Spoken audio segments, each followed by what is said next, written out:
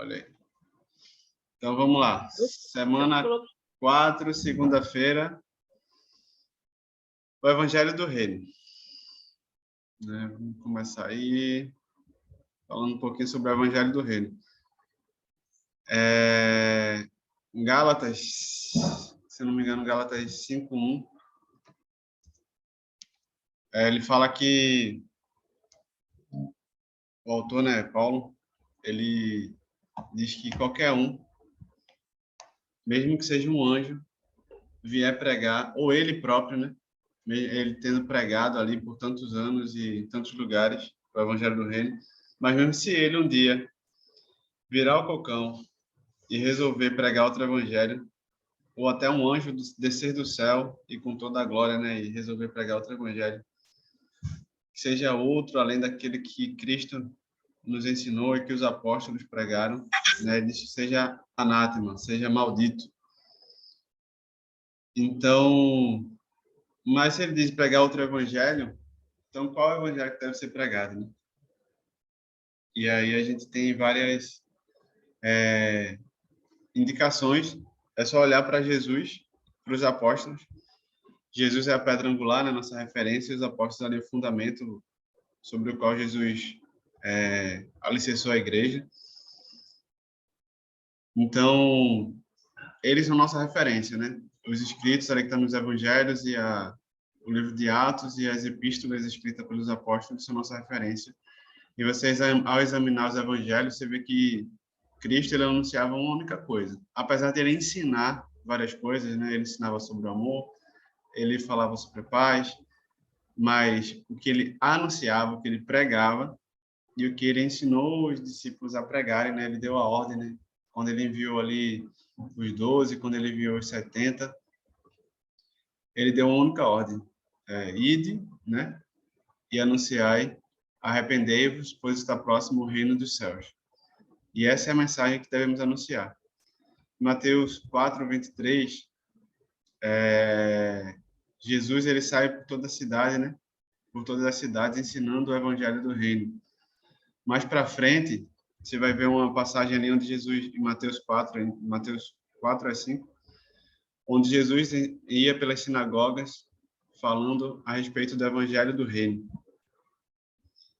Quando ele ressuscitou, a palavra diz que ele permaneceu ainda 50 dias com os apóstolos, e nesse período ele falava a respeito do evangelho do reino de Deus.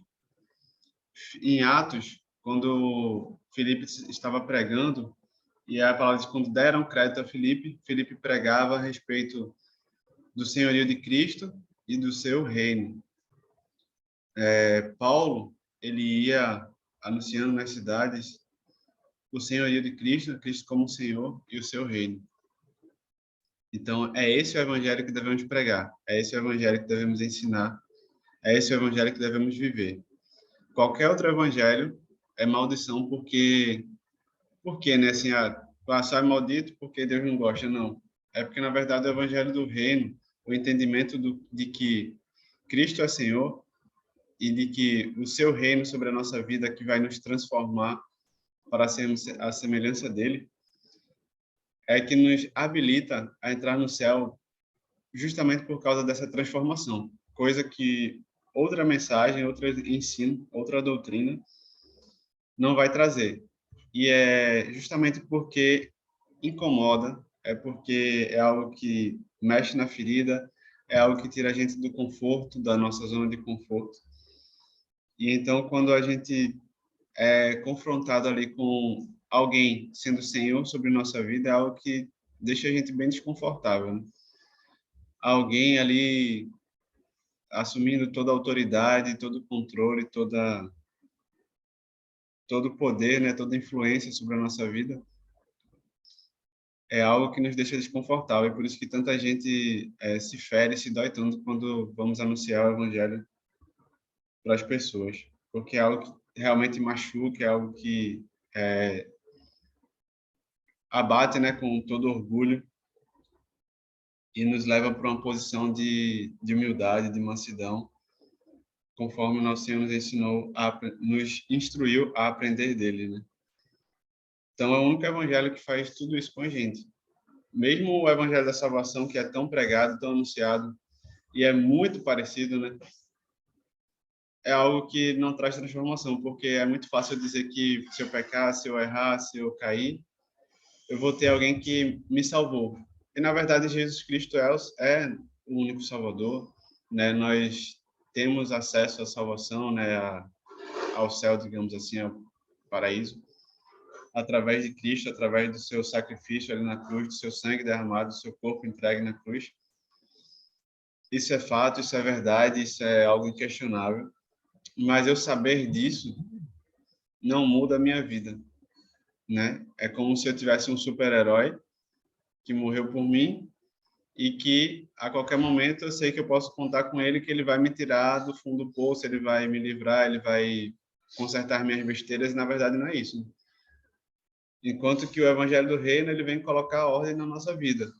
Temos sim um Salvador, temos sim um advogado que intercede por nós, temos sim um ajudador, que é o Espírito Santo, um consolador, que nos conforta, mas diante do reino de Deus, diante do governo de Deus sobre nossas vidas, devemos sujeitar tudo a Ele, e Ele vai colocar a ordem na nossa vida, né? Ele, como um bom rei, um bom administrador, um bom estrategista, Ele vai colocar a nossa vida em ordem e vai tratar cada área da nossa vida para que sejamos transformados à imagem e semelhança de Jesus.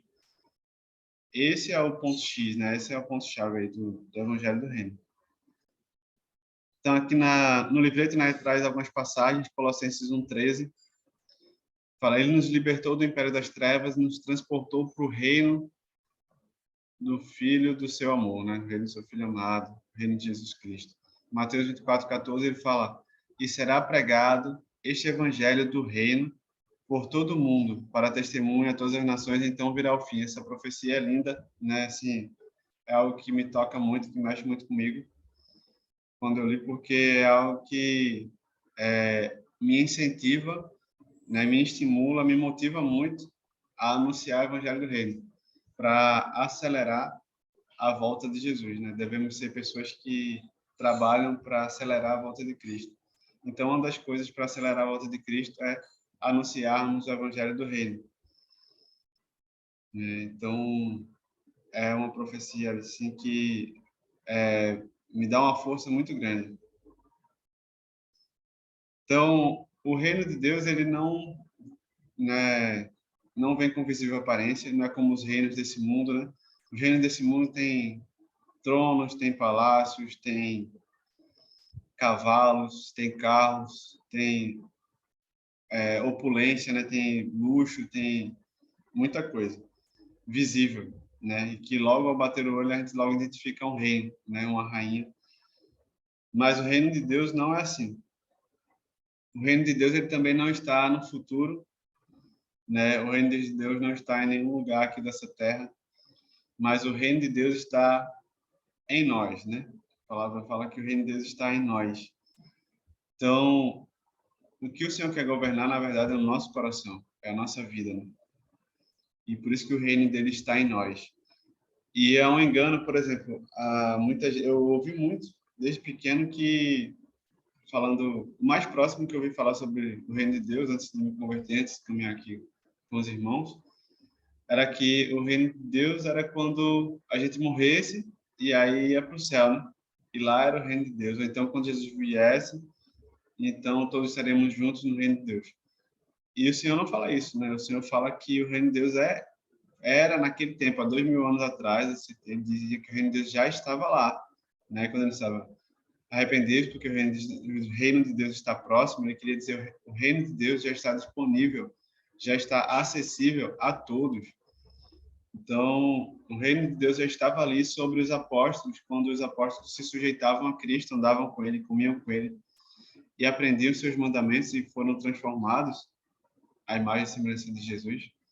O reino de Deus já estava ali. Então, não devemos esperar o reino de Deus quando morrermos ou quando o Senhor voltar.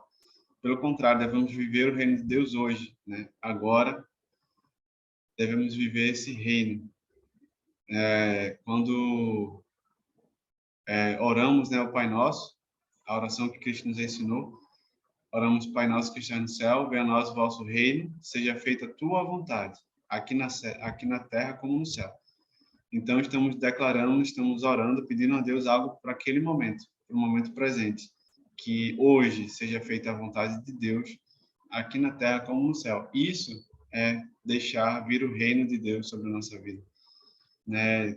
Tem áreas da nossa vida que a gente precisa trazer o reino, mesmo convertidos, mesmo participando de reuniões, mesmo vinculados, mas existem áreas que estão desgovernadas, né? Estão desordenadas, precisam ser organizadas aí pelo governo de Deus.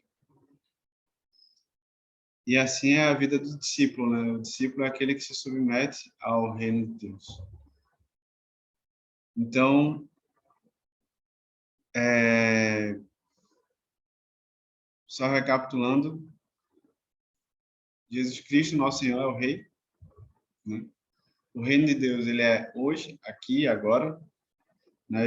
Tem um versículo que fala que a vida eterna é esta, né? Em conhecer a Deus, o único Deus vivo, e a Jesus Cristo, aquele a quem ele enviou.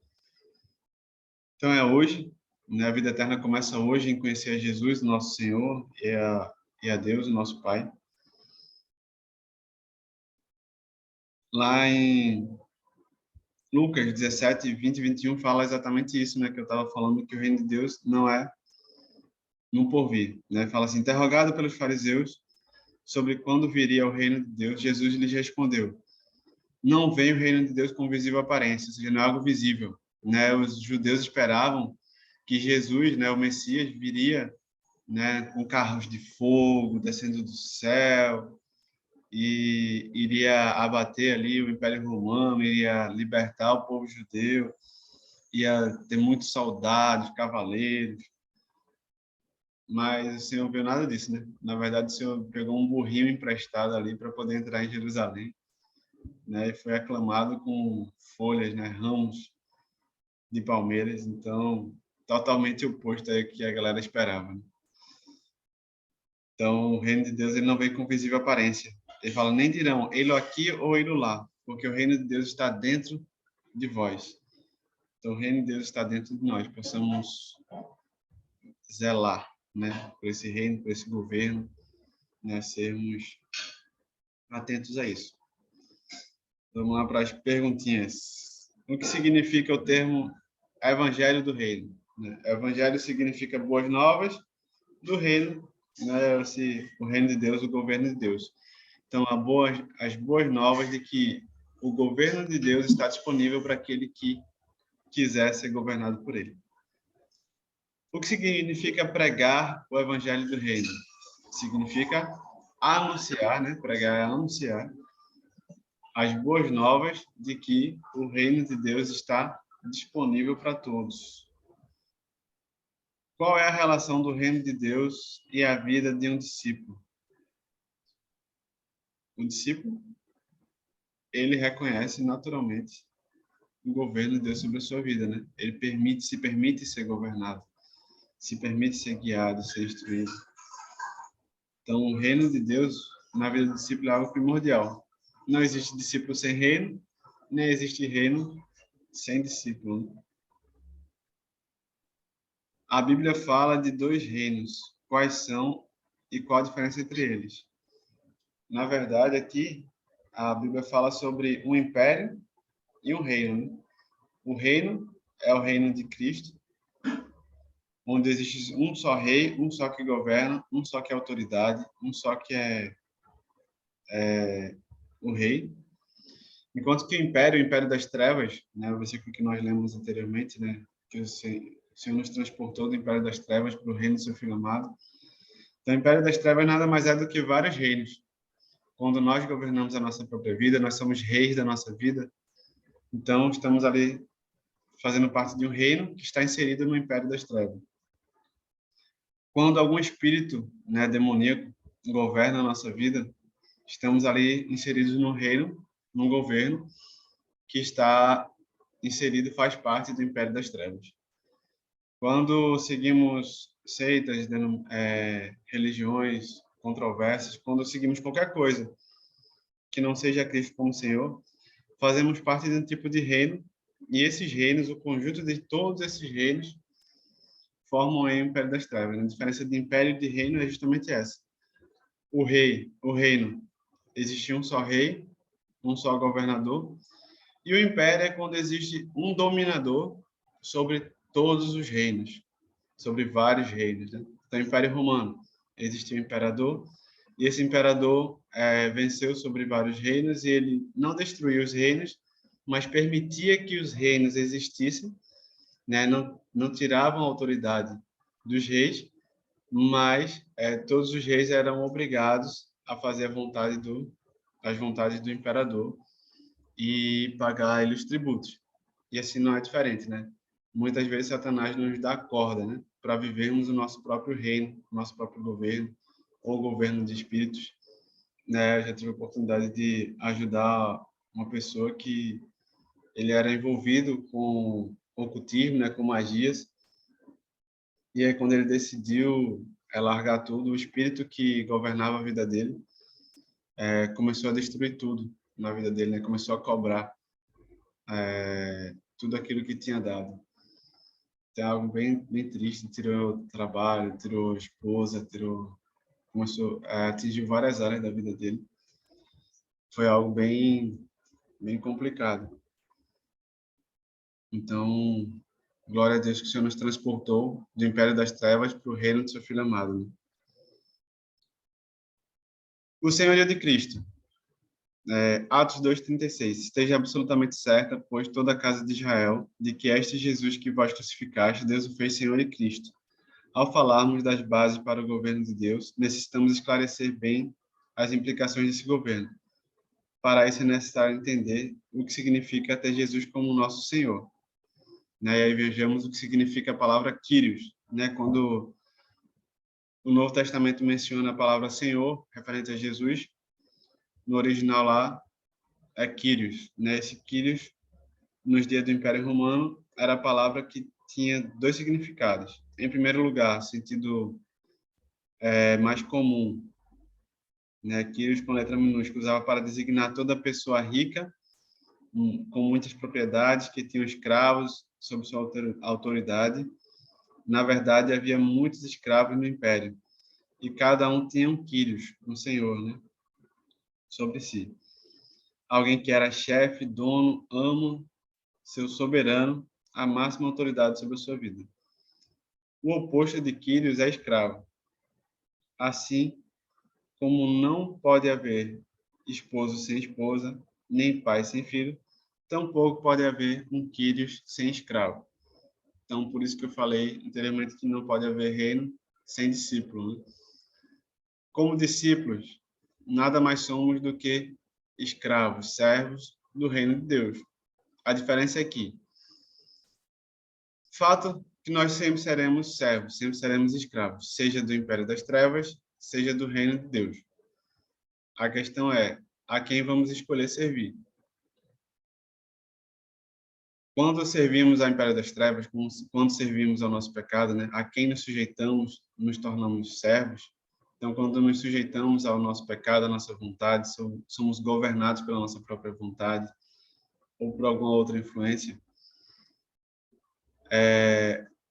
o império das trevas ele não tem misericórdia, né? Então, muitas vezes somos levados a fazer coisas que até não queríamos, ou até concordamos que, né, em pensamento, no nosso raciocínio, seria algo que nós decidiríamos não fazer, mas por muitas vezes nos pegamos a fazer algo que nós não queremos. Isso é fruto da carne, isso é fruto do império das trevas que nos cerca ainda. Mas, já ao contrário, quando nos sujeitamos ao reino de Deus, o nosso Senhor, né, tão lindo, ele não nos trata como servos, mas a palavra fala que ele nos trata como amigos, né? Primeiro porque ele nos fala tudo que ele vai fazer, né? A palavra está clara, tá aí disponível para todo mundo, onde ele fala para todo aquele que o buscar, ele vai se revelar, né? Então, como amigo, ele nos conta tudo. E mais ainda, né, o próprio Deus, o próprio Pai nos envia do seu espírito, que é um espírito de adoção, e assim ele nos torna filhos de Deus. Então, a nossa realidade é que somos servos, somos escravos, mas Deus nos trata como filhos, nos adota como filhos. Então, é como um senhor de engenho, um coronel aí da vida, tem lá um modo escravo, em vez de tratar ele de escravo, adota tudinho, bota na escola, chama para comer na mesa, né? Então, é algo que a gente não tem noção da grandiosidade disso, né? De sermos adotados, de recebermos o status de filhos de Deus, quando na verdade não passávamos de escravos, né? Então, o senhorio de Cristo implica nisso, nessa liberdade.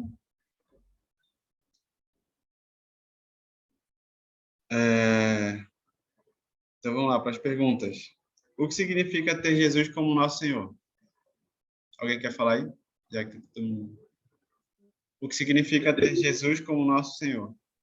Ter ele como um governador da nossa vida. Isso. Governador. E aí, Anselmo? Repete aí, por favor, a pergunta. O que significa ter Jesus como Senhor da nossa vida? Oi? Servir a ele todo o coração, né? Valeu, né? Valeu. A gente vai se falando, né? Exatamente. Servir todo o coração, né? Ser governado por ele, tê-lo como amo, como dono, né? Algo que é muito no meu coração é tudo que sou, tudo que tenho é dele, né? Então, tudo que somos, tudo que temos é dele. É isso aí, ter ele como Senhor. Qual a extensão do senhorio de Cristo do seu reino? Onde é o território? Onde é que ele governa? Em Purpurana? Em Jardim Piedade? Tem que ser totalmente, né? É o nosso Nesse coração. e nosso coração. É o nosso coração. O território do reino de Deus é o nosso coração, né? Jesus falou que o reino de Deus está dentro de nós, né? Está dentro da nossa vida, né? No nosso exterior. Nossos pensamentos, nossos desejos, nossas vontades têm que estar sujeitas ao nosso amo, ao nosso Senhor, que é Ele. Essa é a extensão do reino de Deus.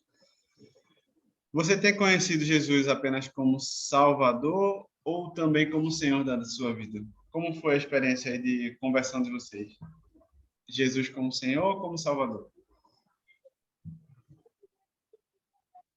Ele tem que ser Senhor e Salvador, né? A gente tem uma obra em andamento, aí ele vai fazendo a obra, completando a obra, né? Isso. Muito bem. Vai governando, vai completando a obra. Isso mesmo. Nosso irmão João está com a palavra. Nossa... Vai, nosso irmão João. Sempre jovem.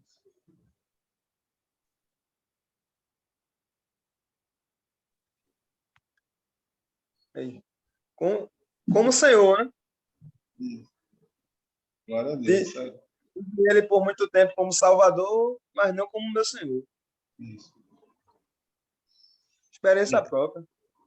Glória a Deus. Nosso irmão João estava com a palavra. Vamos lá, quarta-feira. Anselmo. Nosso irmão Anselmo. Quarta-feira. O Evangelho do Reino na pregação da igreja. Né?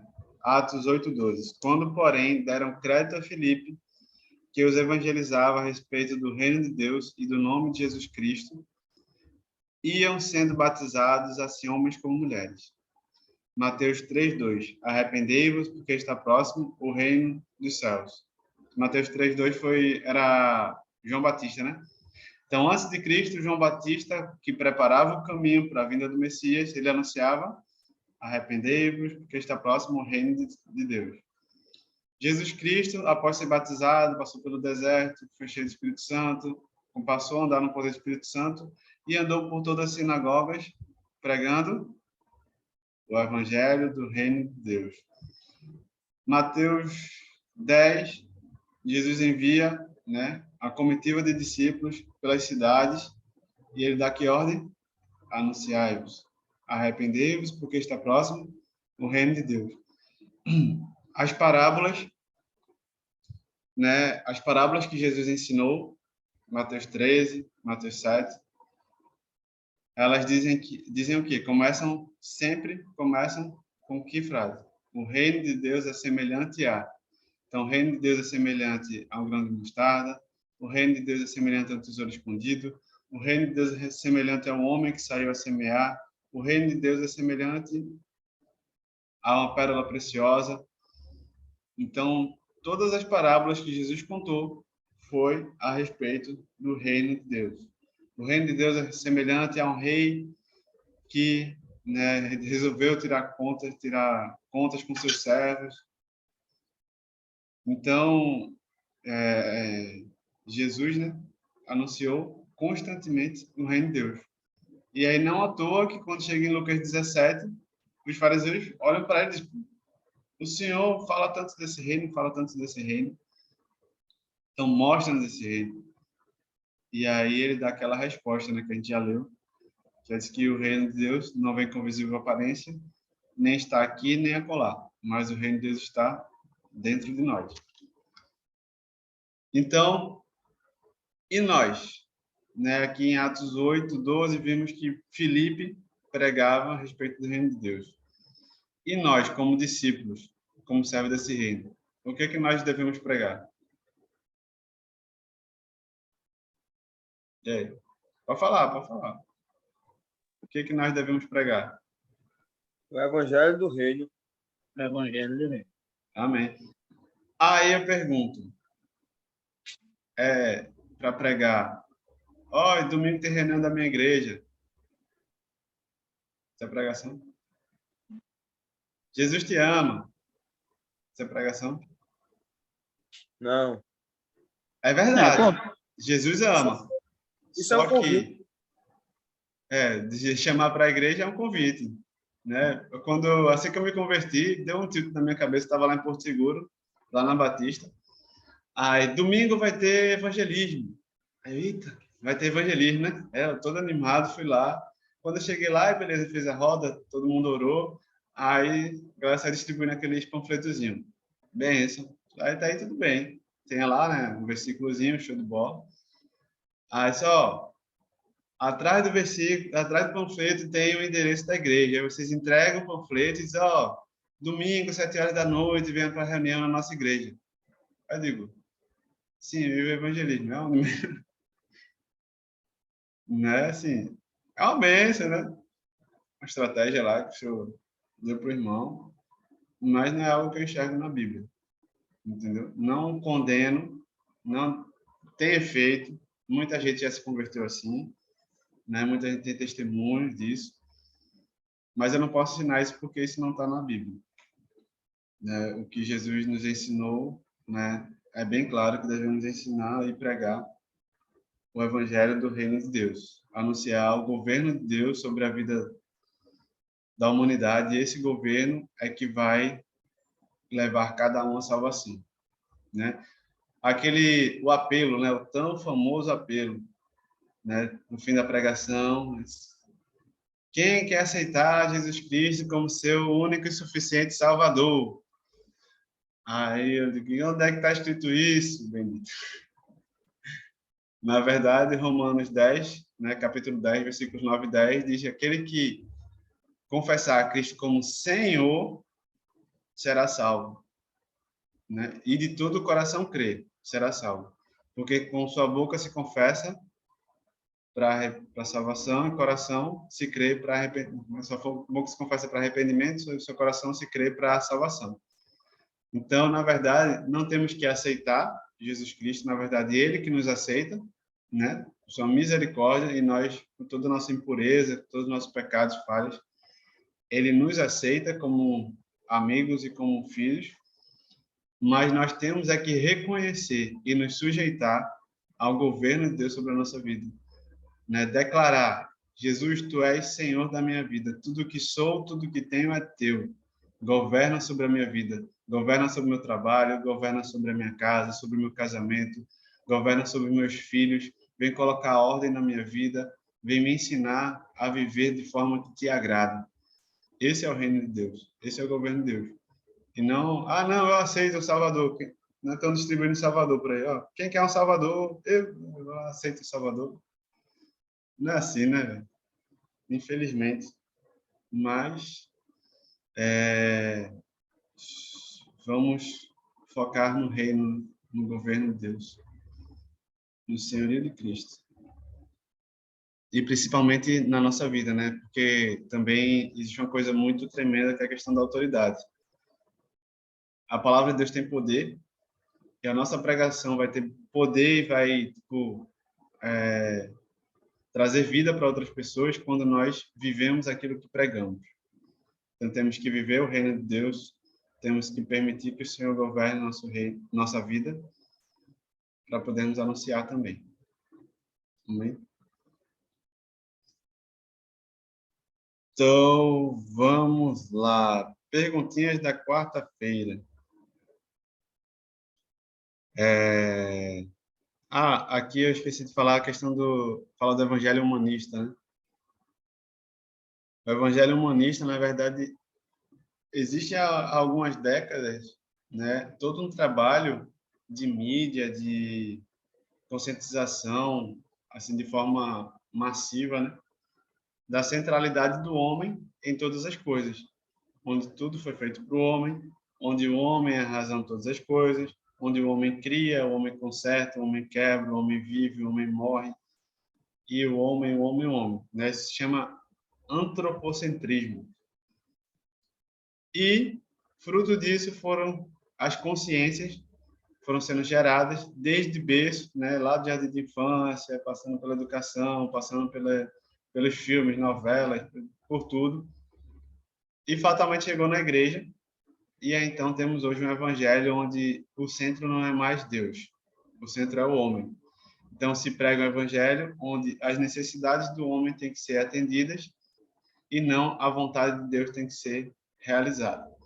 Então o evangelho existe, Deus existe, a igreja existe para fazer o homem feliz, para trazer para o homem aquilo que ele quer. E se não for assim, eu não quero, eu vou para outra igreja, eu vou viver minha vida. Se não está trazendo nada de bom para mim, para que eu vou estar aí, né? Então, isso é algo totalmente errado, uma consciência muito triste, né? Onde, na verdade, como discípulos, como seguidores do Evangelho do Reino de Deus, o centro é o rei, né? O centro de um reino. Qual é o foco do reino? É o rei. Quem que tem que ter sua vontade realizada, satisfeita, atendida? É o rei. Não são os súditos, não são os servos, né, que têm suas vontades realizadas, mas é o rei. Lógico que servimos ao rei bondoso, ao rei misericordioso, o rei que é amor, e ele se alegra em realizar o desejo do nosso coração. Né? A palavra diz: deleita-te no Senhor e ele satisfará os desejos do teu coração. Ele vai fazer sim, mas esse não pode ser o centro, não pode ser o foco da nossa vida, não pode ser o foco da nossa fé, né? Já vi muita gente cair, por exemplo, mais mulheres, né? Assim, no sentido de que muitas mulheres que se convertem para poder o marido sair da bebida. Existem testemunhos de mulheres de fé que batalham em oração ali e alcançam, glória a Deus. Né? E nessa batalha o Senhor acaba conquistando o coração delas. Mas tem mulheres que só vai, né, de domingo em domingo para reunião, como uma esperança ali de que o marido é salvo. Aí o que acontece? O marido vai lá, se converte, aí depois quem se desvia é a mulher. Por quê? Porque o foco dela, né, não estava correto. Então ela estava ali buscando o Senhor para alcançar uma bênção. Aí quando você alcança a bênção, aí o que acontece? Aí deixa o Senhor. E aí fatalmente está perdido e volta a situação muito pior. Então, o centro do Evangelho é o nosso Senhor Jesus Cristo. Né? Aprove a Deus, né, fazer convergir nele todas as coisas. Então, vamos lá. Perguntinhas. Como igreja, fomos chamados a qual missão? Qual a missão da igreja? Anunciar o reino. levar o evangelho. Muito bem, anunciar o reino. Boa. A pregação do verdadeiro evangelho do reino deve apontar para os quais elementos essenciais? Aí, essa agora é do Enem. Centralidade de Jesus e seu governo. Oi? A centralidade de Jesus e seu governo. Isso. Muito bem. Centralidade em Cristo e seu governo. Qual evangelho em nossos dias, infelizmente, é comum vermos sendo pregado? A salvação. A salvação. E hoje, mais do que da salvação, está o da graça, né? A hipergraça. Tá de graça mesmo, a graça. Tá de graça. Tá de graça. Quinta-feira. Evangelho do Reino e Evangelho Humanista. Vamos lá, dar uma olhadinha aqui no quadro comparativo. Evangelho do Reino. Centro da mensagem. Jesus, sua vontade, sua autoridade, o seu reino são o centro da mensagem. O homem deve buscar a vontade de Deus em primeiro lugar. A felicidade vem como uma consequência. No meu casamento, né? Tocou uma música, né, de Asaf Borba. Chama Eu Escolhi Jesus, né? Aí tem um trecho que ele fala que mas que a felicidade, eu busco a santidade, pois eu escolhi Jesus. Então, por diversas vezes, né, nas situações aí da vida, a gente vai ter que tomar uma decisão como essa, né? Mais que a felicidade, né? A gente deve buscar a santidade, deve buscar fazer a vontade de Deus. Porque a felicidade, ela está em Cristo, né? O reino de Deus é alegria, justiça e paz no Espírito, né? Então, se estamos debaixo do reino de Deus, fatalmente vamos ter uma alegria de dentro para fora, uma alegria plena, uma paz, um gozo que vem de dentro para fora, né? Onde o Espírito preenche o nosso coração. E não apenas aquela euforia, aquela alegria, aquela agitação que coisas da vida dão, né, para gente e passam muito rápido.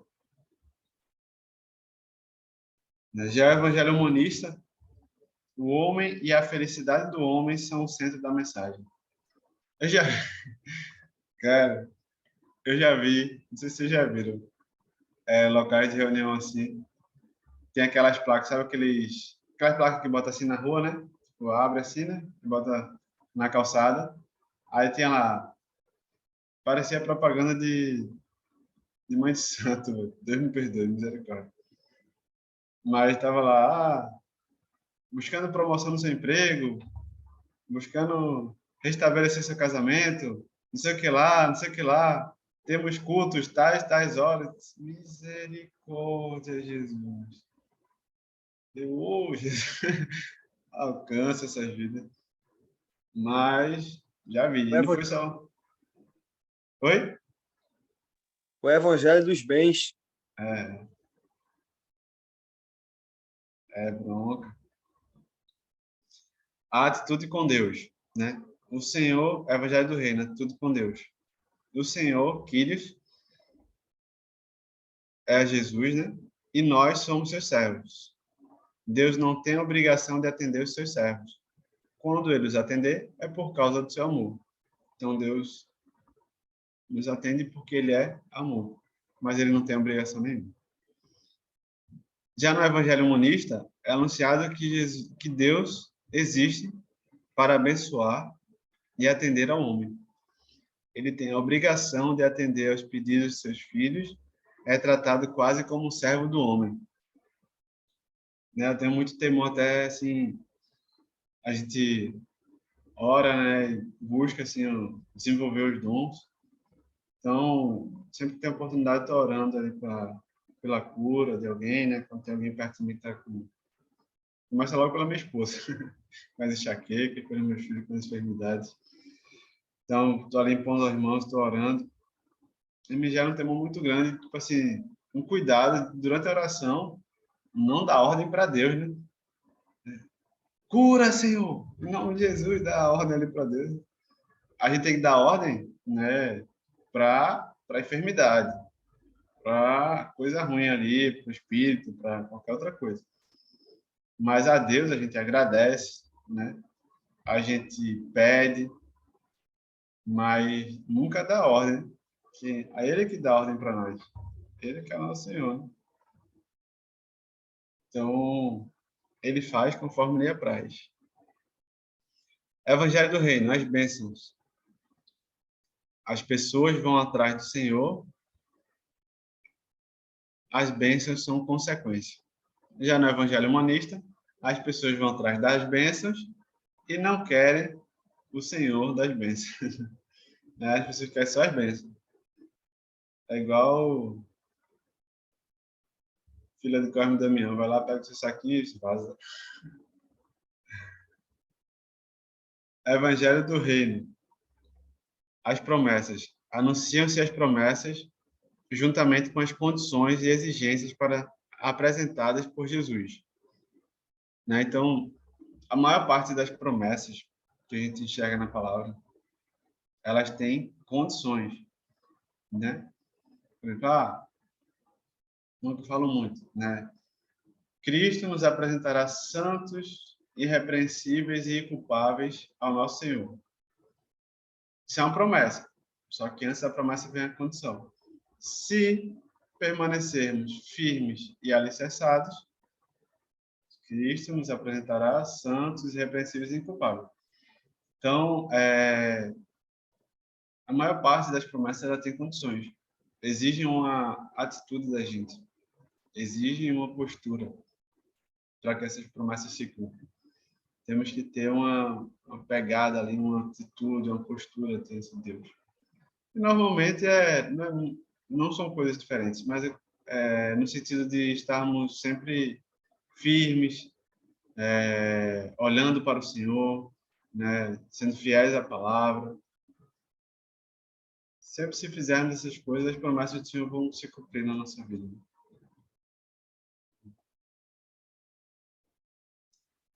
Evangelho do Reino. Condição para ser salvo. No Evangelho do Reino, a condição para ser salvo é crer no Senhor Jesus, crer em sua obra salvadora e reconhecer verdadeiramente o seu senhorio. Arrependimento. Não somos nós que aceitamos ao Senhor, é Ele que nos aceita pelo seu grande amor.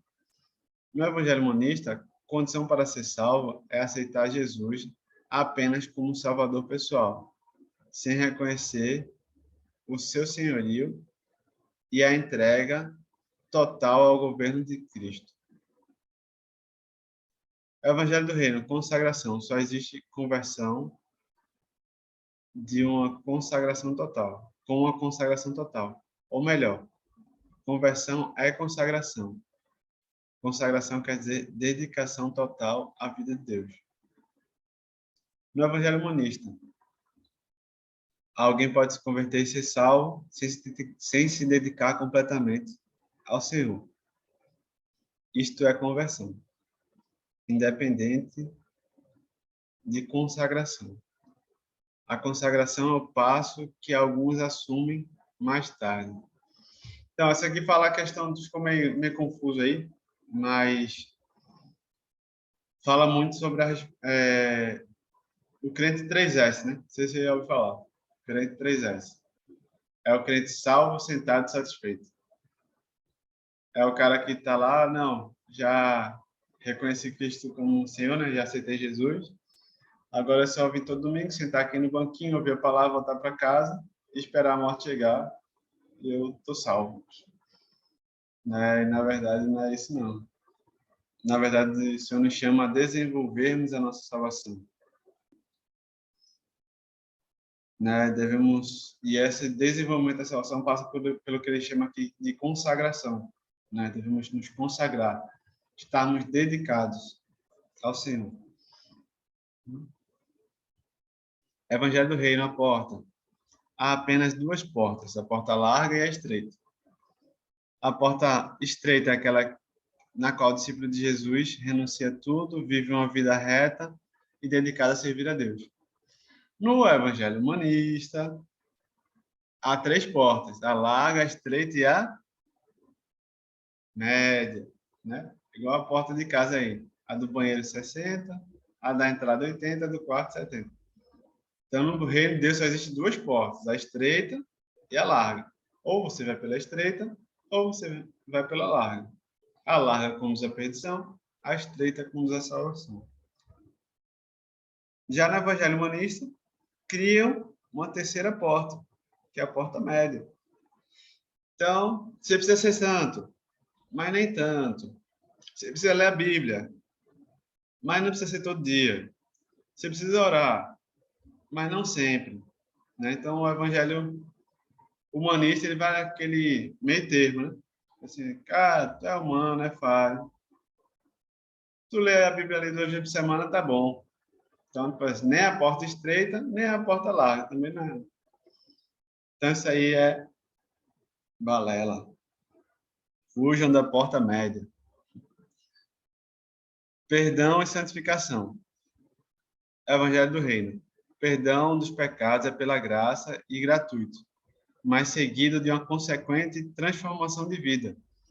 A justificação e a santificação andam juntas.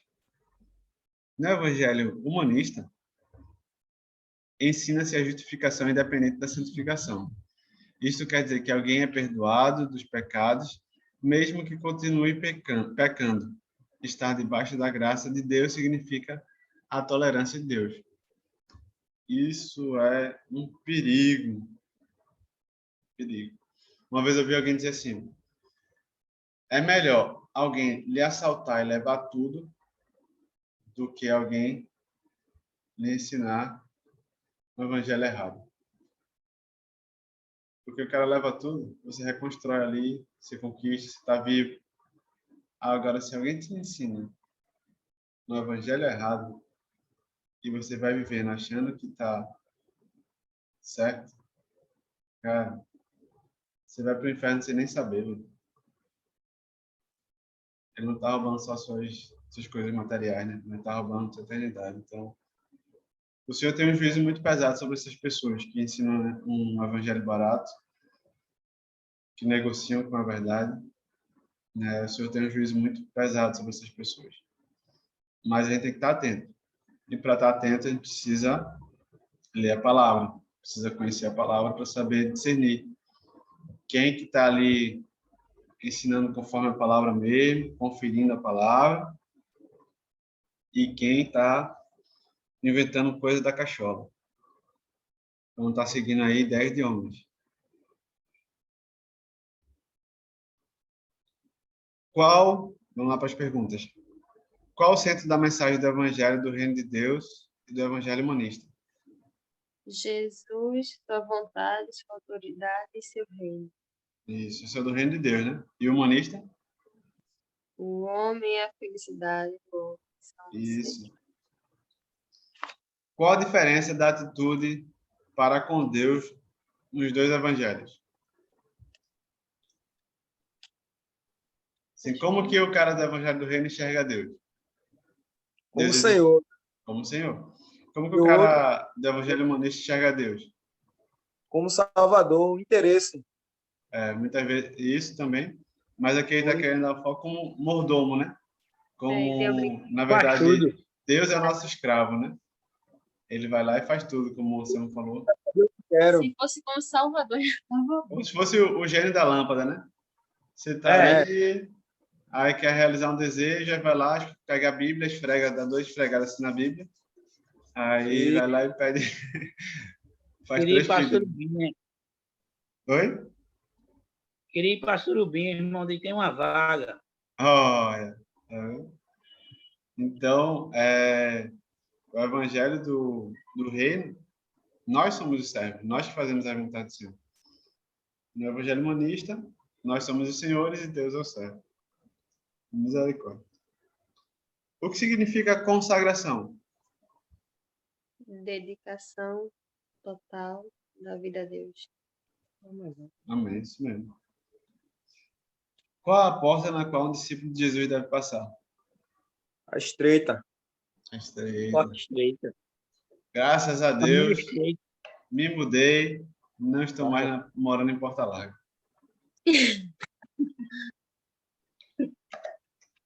Amém. E mudei para Candeias. Só Porta Estreita. E sexta-feira. A semente define o fruto. Vamos lá.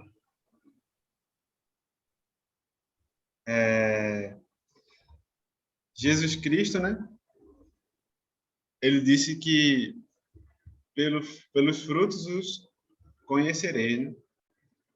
Então, para a gente conhecer uma árvore, a gente conhece pelo fruto.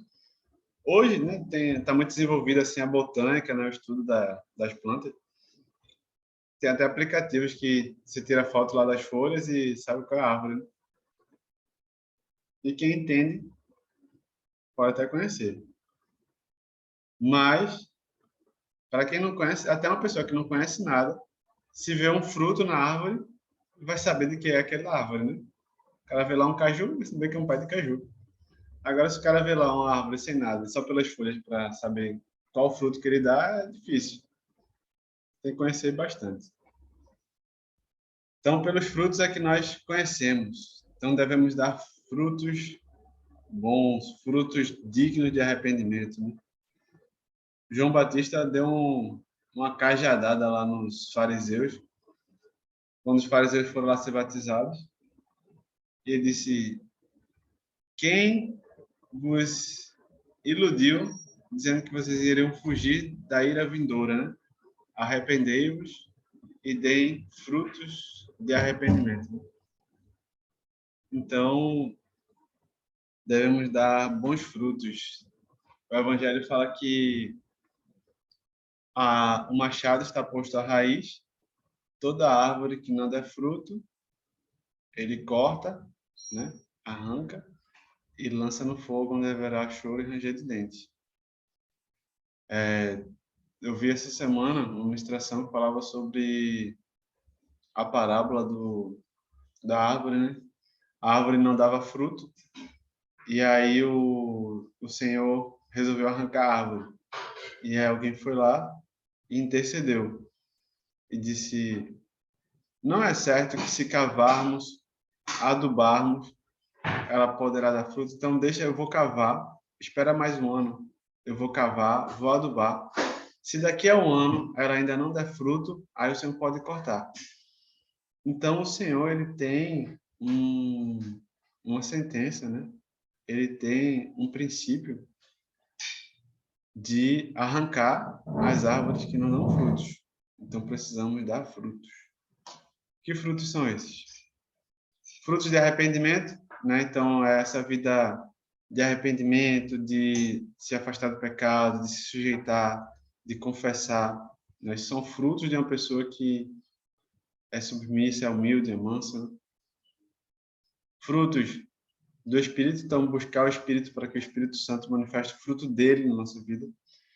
E frutos de vida, né? Quando a gente prega o Evangelho do Reino, naturalmente o Senhor vai nos acrescentar discípulos, e aí precisamos cuidar desses discípulos para que eles permaneçam. Certo? Frutos de vida. Então são esses 3 frutos que o Senhor nos chama a dar como boas árvores, para que sejamos reconhecidos como árvores boas. Né? São frutos bons, que agradam ao Senhor e que nos classificam como boas árvores. Então devemos dar esses frutos. Em contrapartida, né? Se dermos frutos maus ou não dermos frutos. Quem lembra daquela passagem onde Jesus estava passando e ele viu a figueira, né? E aí ele foi lá com fome, foi comer o fruto da figueira, e aí chegou lá, não tinha nada, né? Ele amaldiçoou, e quando os discípulos voltaram 2 dias depois, estava a figueira lá sequinha, só o carvão. Então imagina o seguinte: Deus, vocês imaginam o sentimento que Deus tem, tipo assim, a expectativa que Deus tem que vidas se convertam? Imagina o desejo, a vontade de Deus ver gente se convertendo. Se compara à vontade que Jesus estava ali, tipo, Jesus depois de caminhar 30, 40 quilômetros com fome, quando ele olhou aquela figueira de longe, ele imaginou o quê? Pô, vou chegar lá, vou pegar um fruto, vou pegar uns figos ali, vou comer e vou matar minha fome, né? Deus hoje, ele tem essa mesma fome, essa mesma expectativa, esse mesmo sentimento, né? De chegar, olhar para nós e dizer, olha aí, eu posso me alimentar, né? Posso me deleitar nos frutos que esse meu filho está me dando, né? Ele é como ele fez lá com Noé, né? Quando ele reconheceu lá as qualidades de Noé, quando ele reconheceu as qualidades de Jó, né? Ele estava ali expressando o prazer dele, né? Quando ele reconheceu, declarou ali, né? A alegria na vida de Jesus, né? De seu filho amado. E ele quer fazer a mesma coisa na nossa vida, mas para isso nós precisamos dar bons frutos. E aí esses bons frutos são frutos de uma boa semente. E que semente é essa que deve ser plantada? A semente do Evangelho do Reino. Então, a semente do Evangelho do Reino, a semente do governo de Deus sobre nossas vidas, gera frutos como compromisso absoluto com Deus, amor supremo a Deus acima de tudo, dos seus próprios interesses, vida de santidade, submissão total a Deus e aos irmãos, poder, né, uma vida cheia de poder, vida intensa de oração, intrepidez na proclamação da palavra, muito fruto, comunhão intensa, amor genuíno de uns aos outros. Então, esses são frutos que o Senhor anseia, que o Senhor tem expectativa que nós manifestemos. Agora, frutos do Evangelho humanista: falta de compromisso, busca da própria felicidade, vida com embaraços e pecados, falta de sujeição, pouco poder, pouca graça, pouca oração,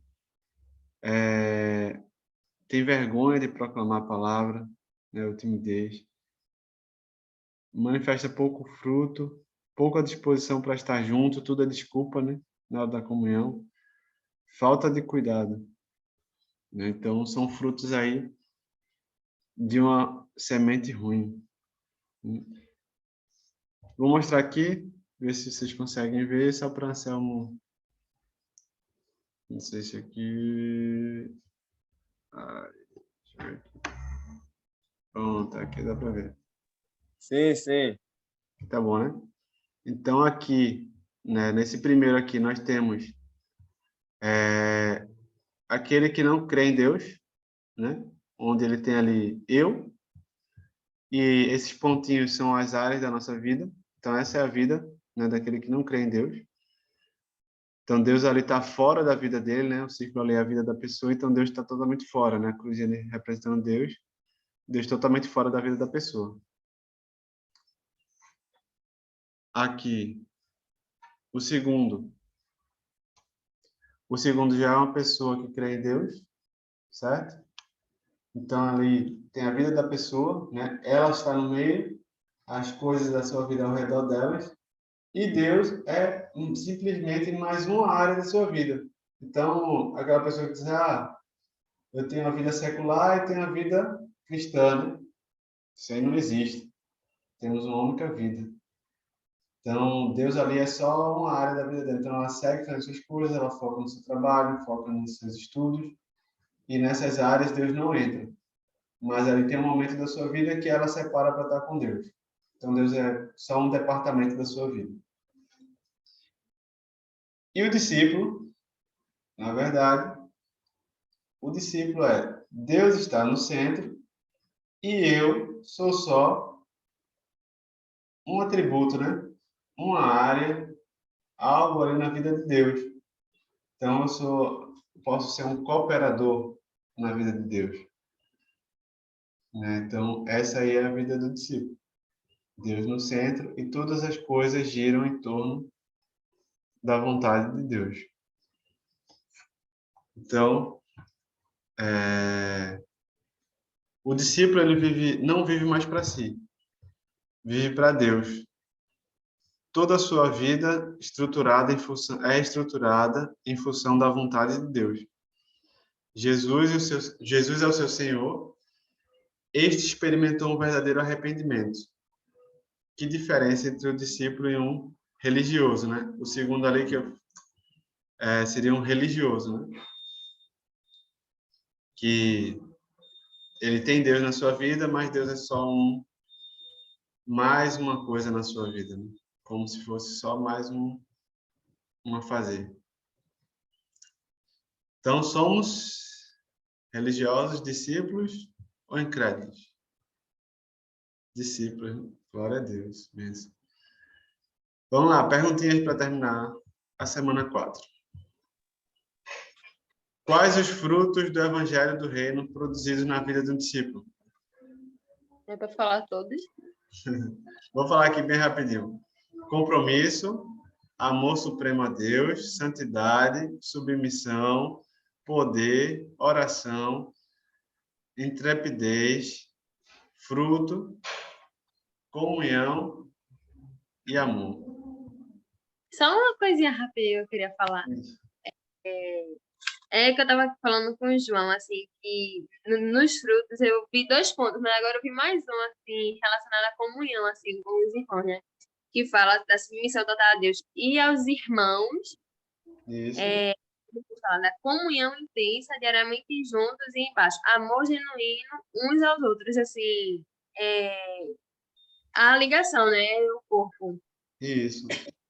E, assim, é muito tremendo isso, assim, a gente não anda só, né? É algo tremendo isso. Aí eu tinha visto 2, aí agora que falando, aí eu vi amor genuíno, assim, parei pra reparar, caramba, tipo, 3 pontos. Cada um, assim, eu sei que não é isolado, mas, assim, é como se um reforçasse o outro da comunhão com os irmãos, assim, do corpo, da ligação. Isso. Só daquele hino, não conta essa história a ninguém, só conta essa história a Jesus. Não, né? Só lembra do hino, não conta sua história a ninguém, só conta Jesus. Depois de muitos pouco, anos. né? Cadê Shelly? Tá aqui. Não tá fazendo. Parece Eu tô com cara de sono. aqui. Oxê, Ela acabou de sair do quarto, da peleja ali, de colocar a para dormir. Ela dormiu agora. Parece que Parece que voltou do treino, já. Depois, aquele treino lá do teu professor que levou um monte de porrada. eu tô só pela misericórdia aqui. Samuel dormiu agora, quase agora. Às 2 horas. Enrolando. Eu sou de peleja. Vamos Era lá. isso. Glória a Deus, bênção. Quais são os 2 tipos de pessoas produzidas pelo Evangelho Humanista? Incrédulo e religioso. Muito bom. Qual o tipo de pessoas produzido pelo Evangelho do Reino? Discípulo. Discípulo. Qual o centro da vida de um incrédulo e de um religioso? O eu, Qual o centro da vida do discípulo? Jesus. Oh, glória! Amém. Eita. E assim terminamos a semana 4. Glória a Deus. Vai falar